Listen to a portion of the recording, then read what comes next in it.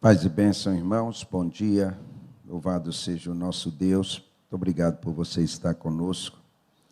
Obrigado aos amados que estão nos assistindo pela internet. Deus possa abençoar poderosamente a sua vida. Nós vamos falar hoje sobre a maravilhosa graça. Romanos, capítulo 11, verso 6. Romanos, capítulo 11, verso 6. A igreja em Romanos, ou a igreja dos romanos, não é? A igreja em Roma, era uma igreja possivelmente opulenta, se sentindo cheia de poder financeiro, econômico, proeminência, porque estava na capital do império. Então o apóstolo Paulo tenta mostrar o valor da graça para todas as pessoas. Romanos capítulo 11, verso 6.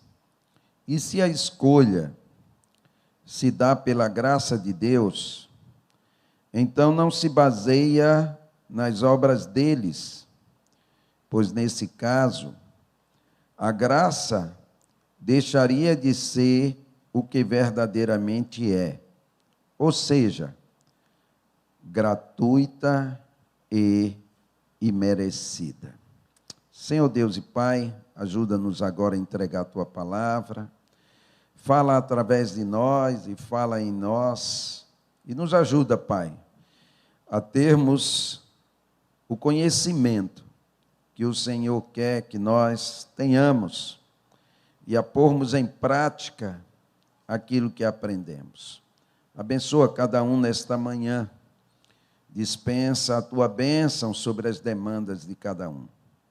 Especialmente nos lembramos agora da irmã Edilene, ali na UTI,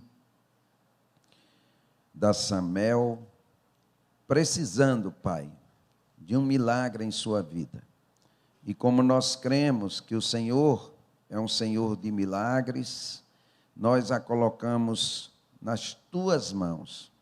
E humildemente clamamos que o Senhor realize um milagre, no nome de Jesus. Amém, Senhor. A Bíblia é um livro, amados, que conta a história de pecadores. Eu não quero que você se assuste com essa expressão, e nem tampouco ache que isso é heresia, mas é em vão procurarmos na Bíblia homens perfeitos. A Bíblia conta a história desses heróis, dessas heroínas, que são nossos exemplos, e não escondeu de maneira nenhuma os seus defeitos, as suas falhas, as suas mazelas. Isso está aí para que nós entendamos realmente o valor da palavra graça. Essa palavra no grego é charis, que significa um favor imerecido, um benefício, um presente. E é isso que Deus nos dá e nos faz. Às vezes a igreja é criticada, e nós, como pastores, automaticamente somos criticados, porque alguns dizem que a igreja está cheia de pecadores e que nós aceitamos as pessoas erradas. Mas isso é que é ser igreja. A igreja está com as portas abertas para aceitar pecadores e não justos. Os justos não precisam de igreja.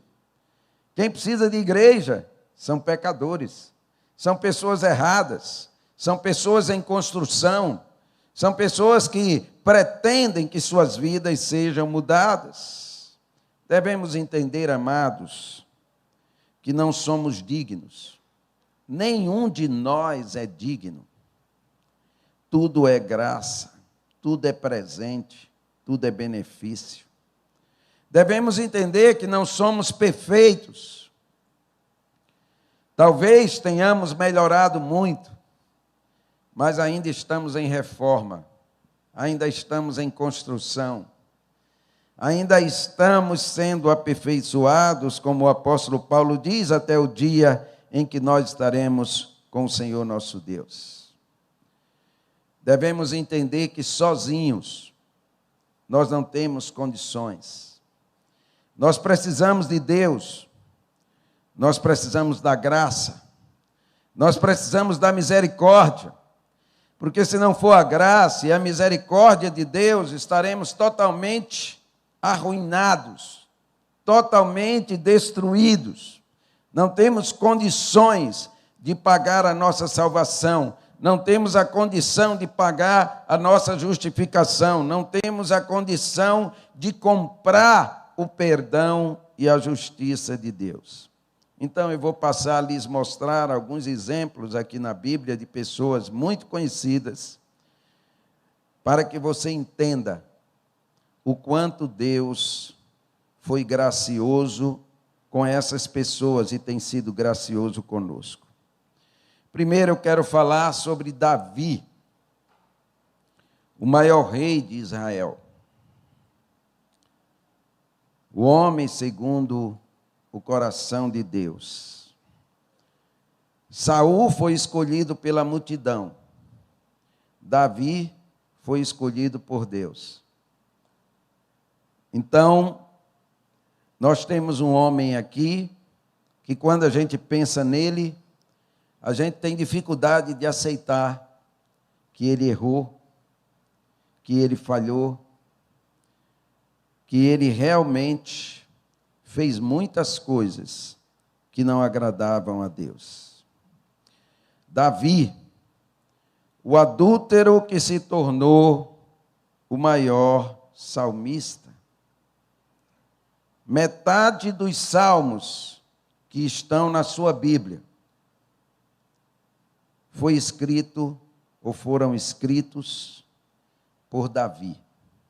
Mas preste bem atenção. Davi chegara no apogeu do seu reinado.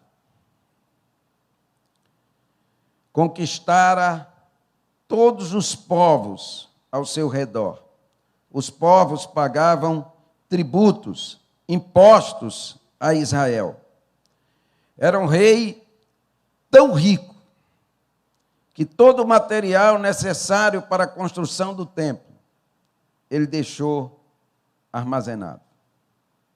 Não tinha necessidade de nada. Segundo Samuel 5:10, tem uma expressão que nós podemos ver a grandeza do rei Davi. Davi foi se tornando cada vez mais poderoso, pois o Senhor, o Deus dos exércitos, estava com ele. Mas anote esse versículo, porque aqui tem uma chave que devemos prestar bem atenção. O problema não é quando você está em crise. O problema não é quando você é pequeno. O problema não é quando você não tem. O problema é quando você faz sucesso, quando você é grande, quando você conquista. Porque aqui está descrito que Davi ia se tornando cada vez mais poderoso. Ele conseguiu o inimaginável e ele se tornou realmente um homem muito rico e poderoso. Mas aí, lá em 2 Samuel, capítulo 11, verso 3 e 4, tem uma história triste sobre esse homem. Davi mandou descobrir quem era a mulher. Disseram-lhe: é Betseba, filha de Eliã, esposa de Urias, o hitita. Preste atenção na informação. É uma mulher casada. Pode passar. Então Davi enviou mensageiros para que a trouxessem e teve relações com ela. Betseba havia acabado de completar o ritual de purificação depois da menstruação. E ela voltou para casa. Aqui está a queda do homem. Ele vê uma mulher, é um entardecer, e o grande Davi já conquistou tudo. Então, quando o sucesso chega aqui, a gente pensa um monte de coisas que não deveria pensar. E ele pensou: não preciso mais ir para a guerra. Eu tenho milhares de soldados. Eu sou um rei poderoso. Eu sou um sucesso. Então, agora eu vou ficar no palácio. Vou desfrutar das benesses. Eu não vou fazer mais nada. E ele fica, então, no palácio, coçando a cabeça, andando de um lado para o outro, e no entardecer, ele está lá na varanda do palácio, ele olha, e ele vê uma mulher tomando banho, possivelmente pelada, e o homem entra em ebulição. E daí a história é de terror. Ele manda buscar a mulher, mesmo sendo informado que era uma mulher casada com um de seus principais soldados. Ele se deita com ela, tem relações sexuais com ela. Ele manda de volta para casa, e se você acompanhar o texto todo, não dá tempo. Ele começa a armar uma e outra situação para esconder essa falha, esse defeito, esse pecado, até que finalmente ele chega a mandar colocar Urias, o marido de Betseba, na frente de batalha, no lugar mais perigoso, para que ele fosse atingido e morresse, ou seja, de alguma maneira ele se envolveu no assassinato daquele soldado. A pergunta é: o que esse homem merece? Qual a chance que ele tem? Se ele chegasse aqui na igreja e fosse ele no meu lugar e confessasse o pecado dele, o que nós faríamos com ele? Teria algum lugar? Seria algum pregador? Seria aceito no louvor? Como nós resolveríamos isso? Deus resolveu. Atos 13, 22. Mas Deus removeu Saul e colocou em seu lugar quem? Davi, a respeito de quem Deus disse. Não foi um homem, não foi um líder, foi Deus que disse: Davi, filho de Jessé, é um homem segundo o meu coração e fará tudo o que for da minha vontade. Isso se chama graça. Graça é isso. É quando você não merece, é quando você está arruinado, é quando você está acabado, é quando você não tem mais nenhuma possibilidade. Deus chega e diz: você ainda é muito bem-vindo. Eu ainda acredito em você e, portanto, você vai fazer o que eu desejo que faça. É sempre aquilo que nós chamamos da outra chance. Alguns falam que Deus dá uma segunda chance. Se Ele desse só uma segunda, eu estaria perdido. Ele dá sempre outra chance para que você se recupere. Agora, o outro personagem é Pedro. De um discípulo covarde a um poderoso pregador. Pedro é o discípulo mais intrépido de Jesus. Ele está sempre à frente. Ele responde primeiro que os outros. E ele está sempre disposto, de alguma maneira, a arriscar a sua vida por Jesus. Então, um dia, Jesus fala, olha, eu estou descendo para Jerusalém, eu vou ser preso, e vocês todos vão me abandonar. E Pedro dá um salto à frente, como aquele soldado preparado, e fala, Senhor, todos esses aqui podem te abandonar, menos eu. Eu estou disposto a morrer pelo Senhor. Mas aí você precisa entender que essa declaração é bonita, mas o que estava falando era o ego. O que estava falando era o orgulho. Ele não estava falando ali como discípulo. Ele estava falando como alguém que não estava realmente cheio do Espírito de Deus. Então, em Mateus capítulo 26, do verso 69 ao 74, você tem uma história.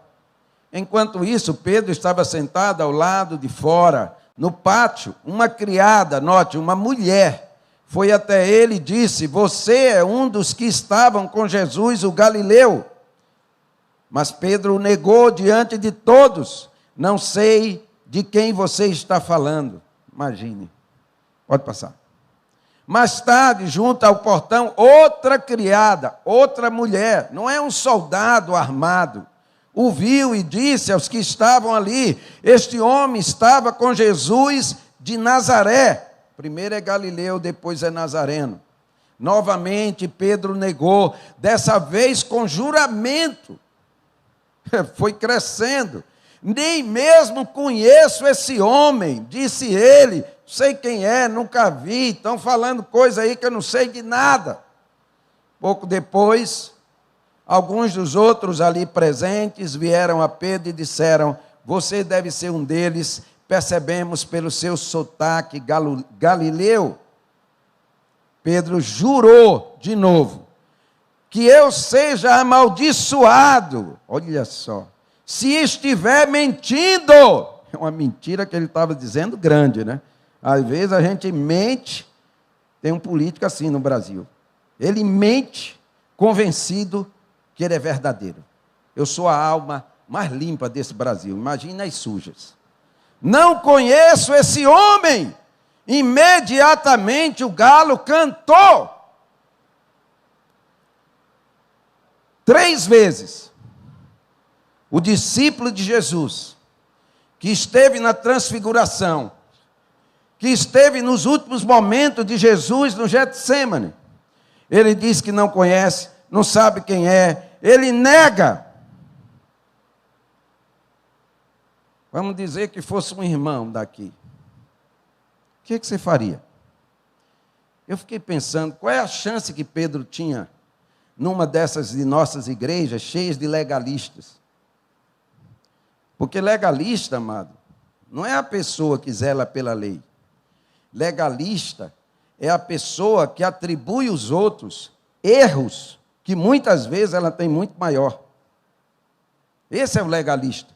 Defender a lei é nossa obrigação, defender o certo é nossa obrigação. O problema dos fariseus não era porque eles eram defensores da lei, é porque eles eram pecadores piores do que os outros, mas condenavam os outros. E muitas igrejas estão cheias de legalistas, pessoas apontando para as outras, pessoas colocando erros nas outras, pessoas apontando para o pastor que tem um coração mole, uma igreja que aceita pecadores. Qual a chance que Pedro teria? Qual a chance que se daria para um discípulo desse? Então, Marcos 16, 7, tem algo maravilhoso. Jesus ressuscita, as mulheres estão lá com ele, e ele diz, agora vão e digam aos discípulos. O que, amado? O que era para dizer? Incluindo quem? Por que Jesus disse isso? Marque isso na sua Bíblia, porque talvez até os discípulos estivessem desconfiados. Jesus não vai mais querer saber de Pedro. Minha madame, se seu marido disser que não lhe conhece 3 vezes, você ainda o quer?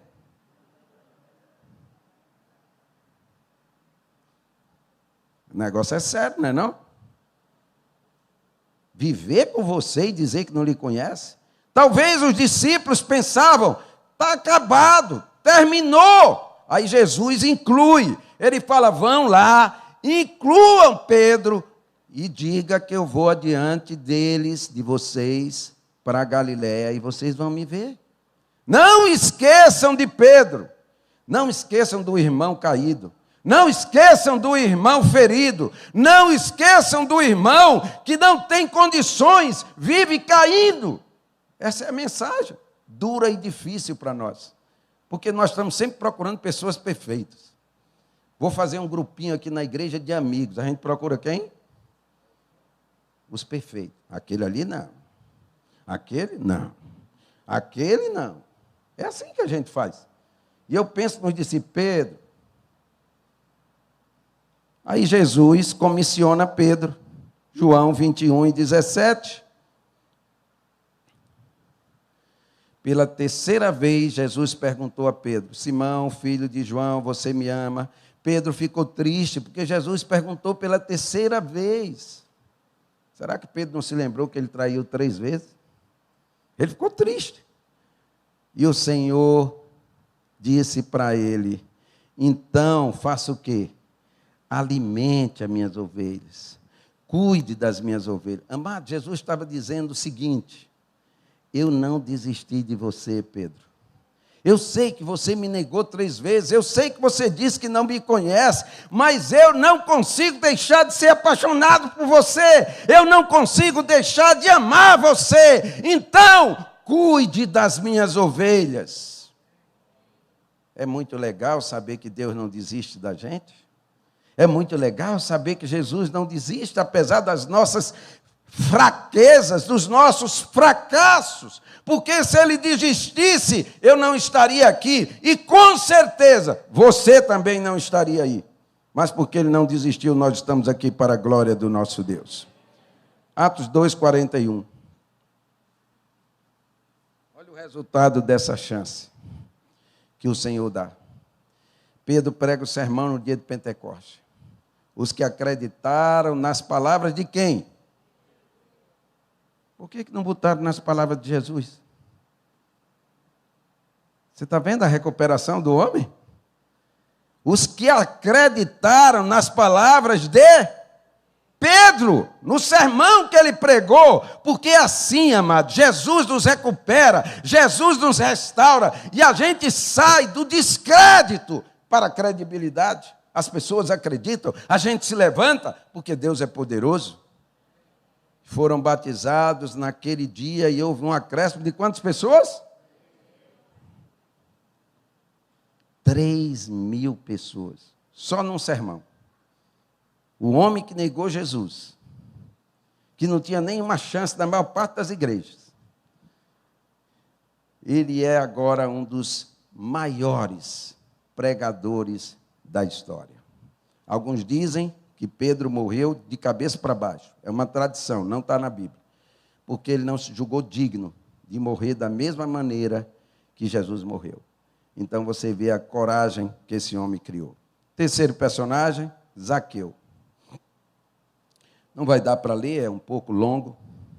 Mas lá em Lucas 19, 1-9, tem a história de Zaqueu.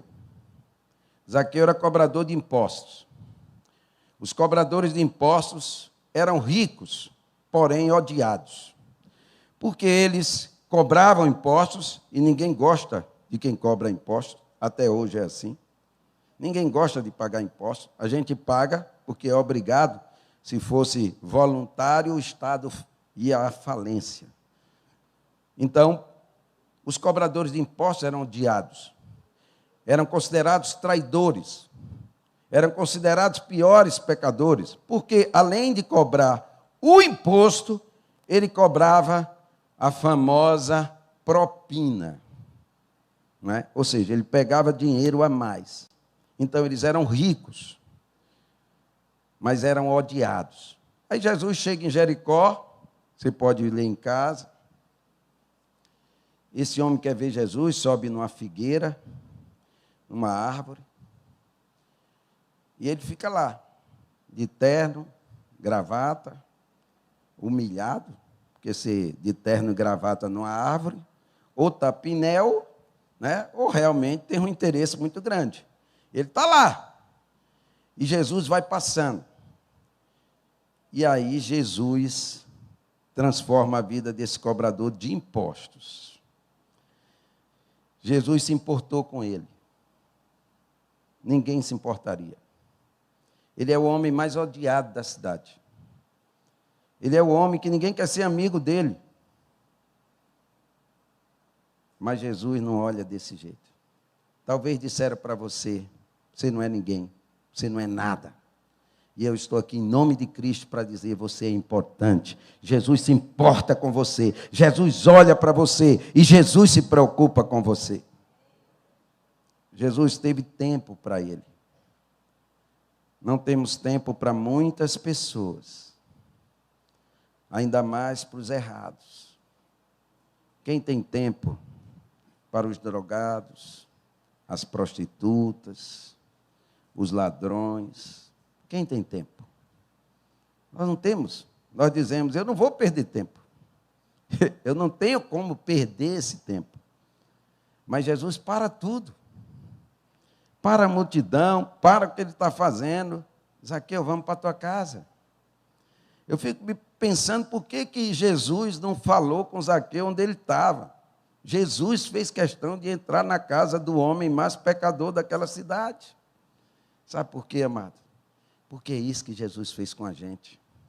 Ele entrou na casa dos pecadores, de um pecador, de outro pecador, de cada pecador. E cada um que abre o coração, Jesus entra. Não importa o que você fez, o que você faz, o que você era.